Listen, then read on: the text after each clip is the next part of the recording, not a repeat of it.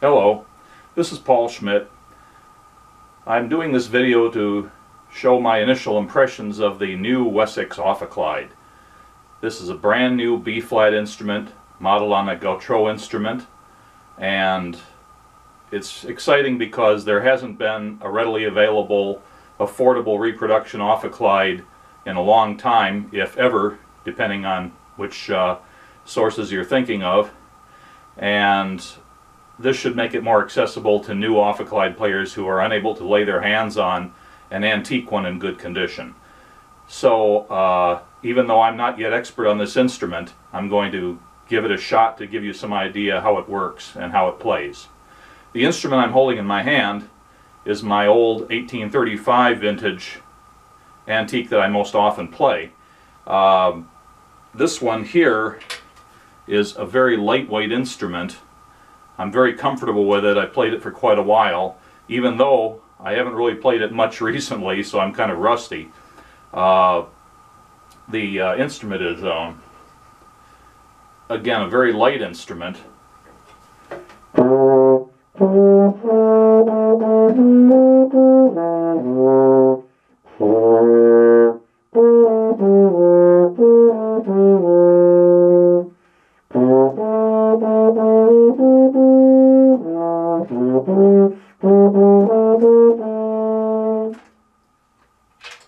Now that instrument I didn't really have to bend over or lean forward to play.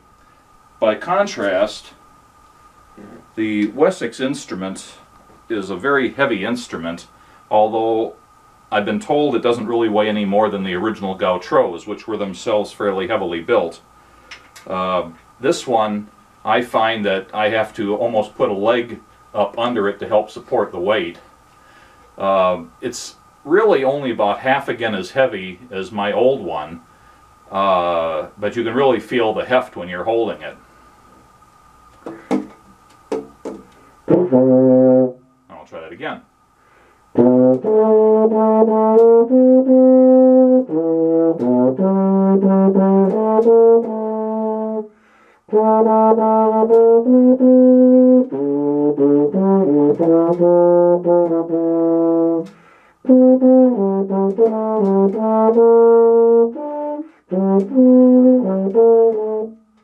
Well, there we go. Forgetting my fingerings. This one requires a different fingering for the a middle C than my old one does. I'll try it from the same place.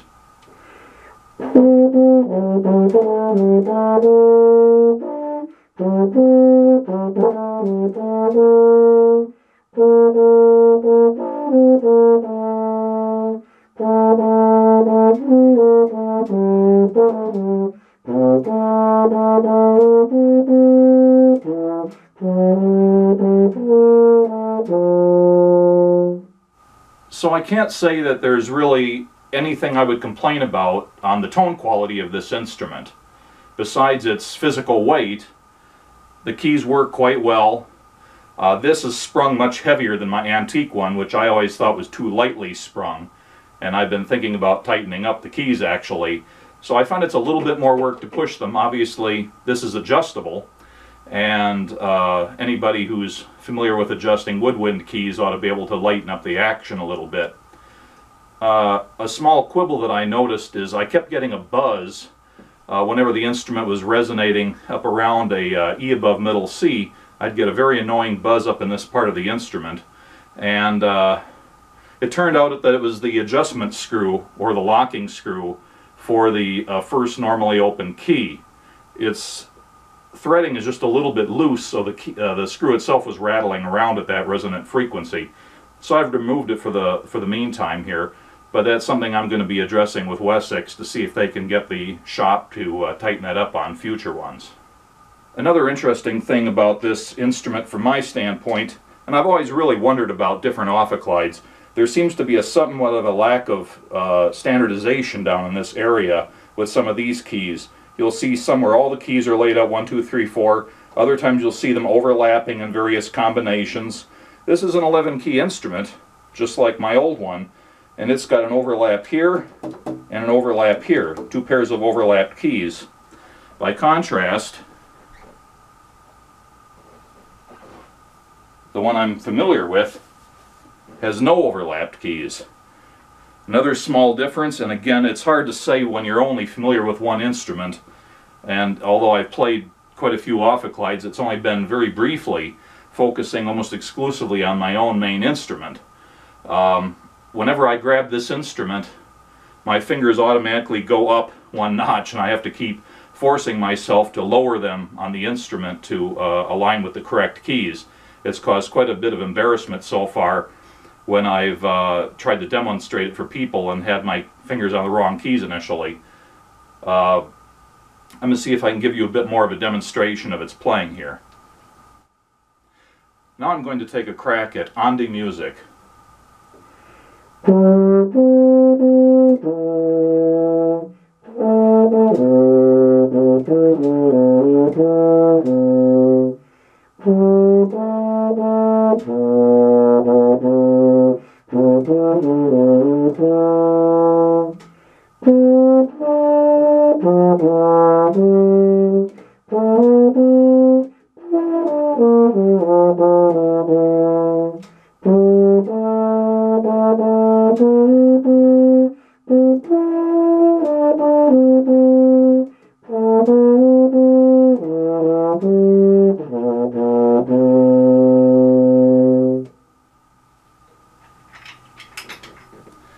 Just for fun, I'm going to play the same thing on my old instrument.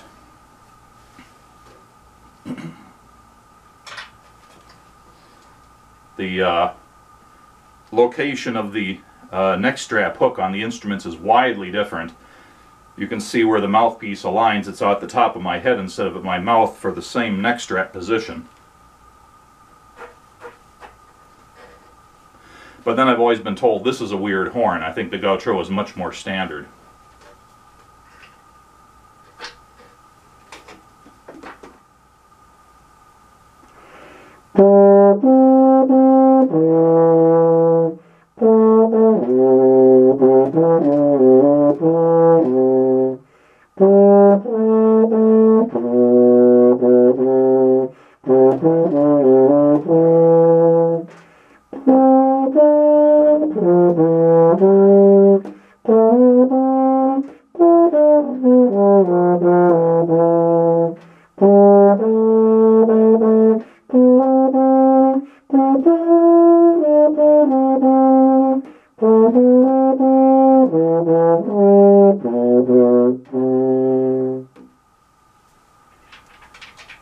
That's one of the key differences here is on my instrument a middle C is simply the left hand thumb, whereas on this Gautrot copy of the Wessex it's that key plus the middle finger on the left hand, and that one trips me up going back and forth. That's really the most noticeable key difference I've seen between what I'm familiar with and this instrument, the Wessex.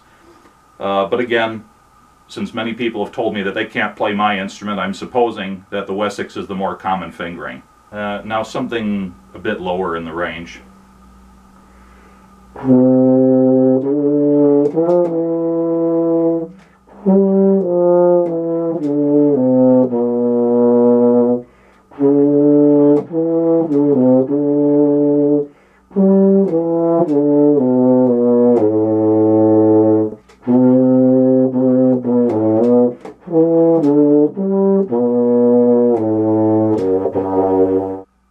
Would you have a young virgin?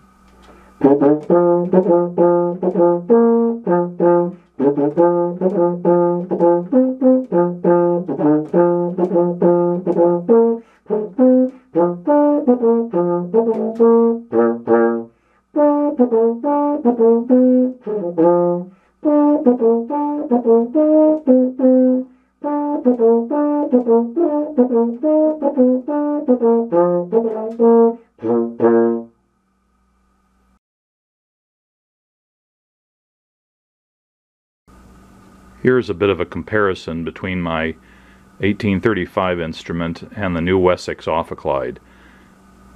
They are both B-flat instruments, although considerably different in many design details. The overall length of the instrument is almost identical,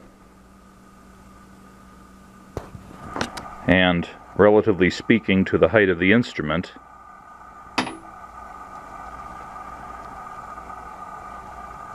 the height of the vocals and mouthpieces is identical. However, being the Gautrot design, the vocal tuning crook is in a different position on the instrument.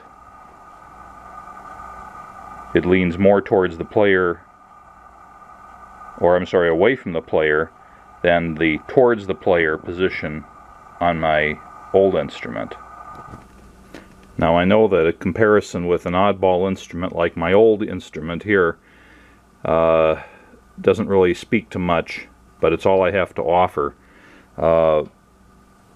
I find that the instrument sits a little different on my body because of the relative positions of things like the thumb hook, and you can see it's a bit higher on this instrument relative to the thumb key than it is here. And going around the other side of the instrument, I find that relative to the left hand hook, the keys on my old instrument end up being in a considerably different position relative to the keys. This thumb hook or left hand hook is almost at the tip of this key, whereas on this instrument it's considerably higher than the key by probably about an inch. That's enough to really throw me off initially, but like anything, you get used to it. The Wessex instrument does have a tuning slide here, and I've got it tuned to modern A440 pitch, and it seems to finger quite easily with mostly the fingerings I'm familiar with when it's in that pitch range. So yes, it can be played with modern instruments. I also tutored it briefly with some instruments in the 1st Brigade Band, a Civil War reenactment band, which is tuning considerably higher at a historical pitch, and it worked well enough with that as well. So I think that the Wessex and its instrument that it was copied from could be used either with modern intonation or with period temperaments and pitch centers.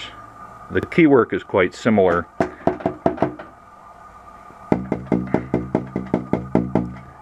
although again I find that the springs seem to be a little stiff, especially this key is quite stiff, but again that can be easily adjusted out with spring tensioning pliers. Any woodwind person should be able to deal with that at a repair shop. I mentioned before that the overlap on these keys here is a little different from what I'm familiar with, but people who are familiar with the Gautrots and similar instruments probably find that this is perfectly normal. So outside of the weight and some of the tighter spring tensions, I find this instrument to be quite comfortable to play. Insofar as quality of manufacture, the Wessex ophicleide seems to be very nicely done. Original ophicleides were usually fairly crude by comparison to modern brass making, and so it doesn't surprise me that even a reproduction ophicleide has a few blemishes. Now mine is finished in silver, which is not terribly authentic, although there were some silver instruments, of course. You don't see that many of them, or if they are, they're often sandblast finish instead of a shiny finish, or perhaps they're nickel silver.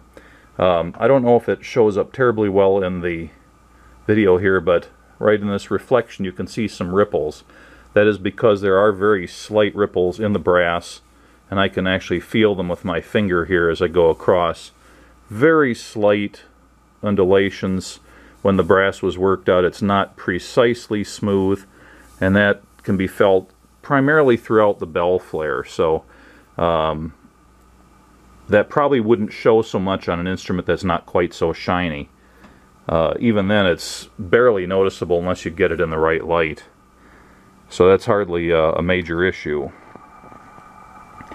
All of the keys on the Wessex seem to be padded with modern saxophone pads, and they have the resonator discs on them, which I don't think is terribly authentic, but I don't think it hurts the instrument either. My guess would be that the factory in China probably used keypads from saxophones, although it's conceivable they may have made some specially sized to fit this.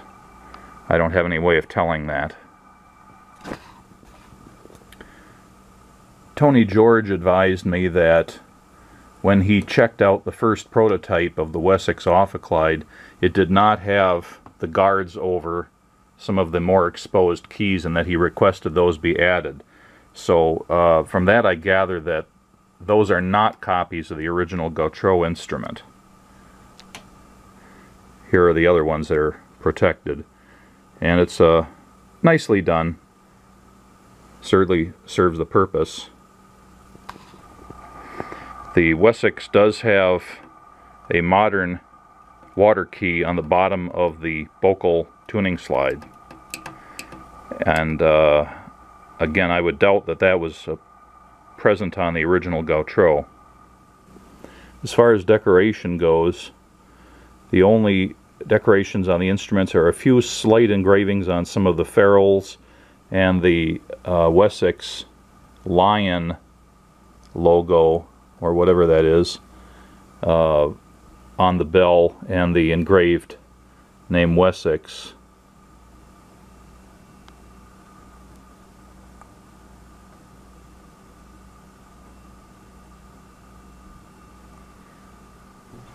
As mentioned before, the other decorations are limited to these line engravings on the ferrules. As far as mouthpieces, Wessex provides one mouthpiece with the ophicleide. The shank is apparently copied from the Gautrot, although it is suspiciously just the same as a modern euphonium shank, so that may be a slight alteration from what was there historically. I know there was some workings going on at Wessex trying to decide some of the fine features in this area, so that may have been a deliberate alteration. But in any case, the Wessex plugs in up to about this point, and the modern euphonium mouthpiece plugs in to the same degree. So you could actually use any modern euphonium mouthpiece on there, and it should work out about the same.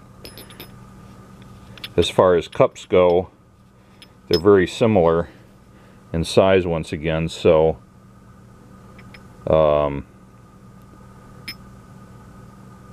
pretty much any modern euphonium player would find the Wessex mouthpiece to be pretty comfortable. Now contrast that with the mouthpiece, which is a copy of an original which I obtained from Andre Bissonnet's shop in Paris. The original was too dinged up. This is a copy made by Carl Hammond in Chicago, but you can see the huge difference in shanks. That old horn I have has a very large receiver for the mouthpiece, and you can't even really use the same mouthpiece in either instrument. The large one won't fit in, and if you put this Wessex one into my antique ophicleide, it would fall all the way in. Anyway, so you get a suitable mouthpiece with the Wessex, and the other thing is the cup. Many ophicleides had a very conical cup, almost like a large French horn mouthpiece, and as far as I can tell, the cup on the Wessex is pretty much a normal euphonium depth, and this one I have here is slightly deeper, but again, it doesn't really seem to impact the sound at all. The Wessex ophicleide, besides coming with a mouthpiece, also comes with a hard case. This is a basically a road case, although it's fairly lightly built, but it has all the metal valences and side brackets that one would expect from a heavier case. It's got a very light faux leatherette kind of cloth on the outside, complete with the Wessex logo. and 4 latches.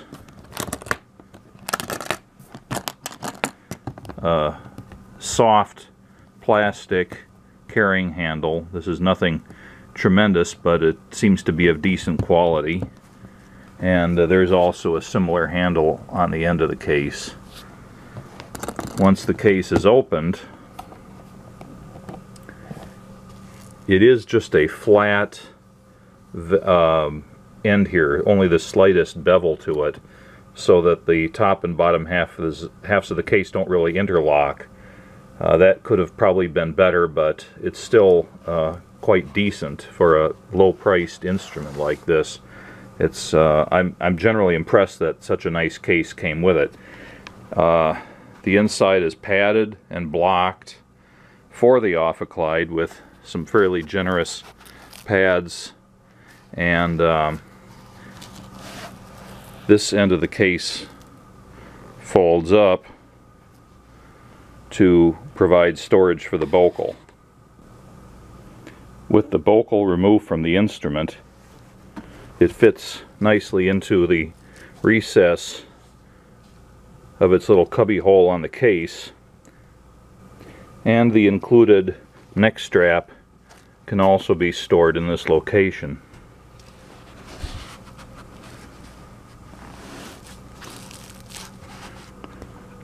The main body of the instrument fits nicely into its recessed section of the case. The case is not overly large. It's really the size necessary to hold the instrument in a rectangular box. And finally, there is room for one mouthpiece, which is held in place by the same pad that secures the bell of the instrument.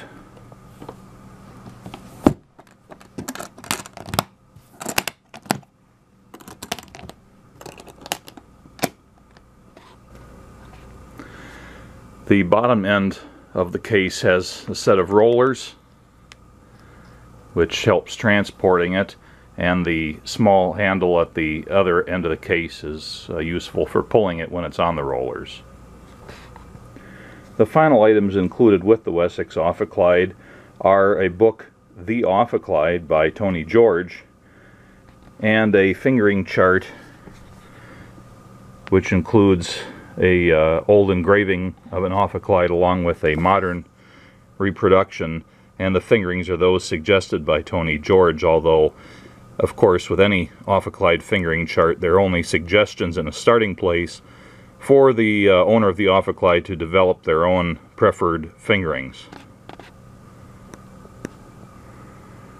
The ophicleide book that's included is partially a tutorial on the instrument, as well as a primer on how to play it. It includes a bit of history. It has sections on the history of the instrument, the type of mouthpieces used, the fingering chart produced for both a C ophicleide and a B flat ophicleide. It's the same chart here that's included in the small version, but in this case larger, and it won't get lost. There are some basic exercises.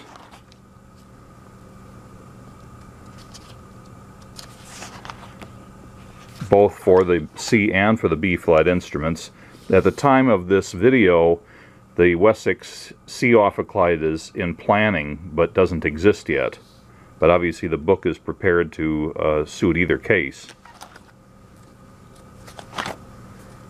So again, number of exercises of increasing hardness, and then finally they get into a small set of melodies, some more exercises,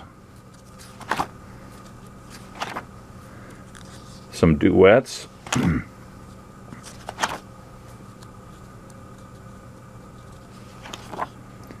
everything gets increasingly more difficult. Some more orchestral excerpts to familiarize the player with the kind of things that the ophicleide would have originally been expected to play in the orchestra. Personally, I think these have limited use for just the casual ophicleide player, but somebody who's aspiring to more orchestral literature would find these useful. More duets. And finally a brief biography of Tony George in the back cover. The booklet is in a plastic cover, so it's reasonably well done with a spiral binding. To sum up this review and description of the Wessex ophicleide, although I'm an experienced ophicleide player, I'm a long way from being a virtuoso or professional ophicleide player, and I play only occasionally, and the fluidity with which I can accommodate a new instrument especially is not as good as somebody with more practice under their belt. So everything I've done here, especially the demonstrations when I was playing, are more representative of my failures than those of the instrument. This is a good instrument. It seems to be well built. It has a good sound. It can be played in tune with enough practice and familiarity. And the price is very competitive with antique instruments at the low end of antique instruments, and certainly the Wessex is low priced compared to the higher end of antique instruments, and its availability is much better in many cases than the antiques, although at least at the time of this video there are still quite a few antiques available. Having this Wessex reproduction ophicleide available is, I think, a boon to ophicleide players.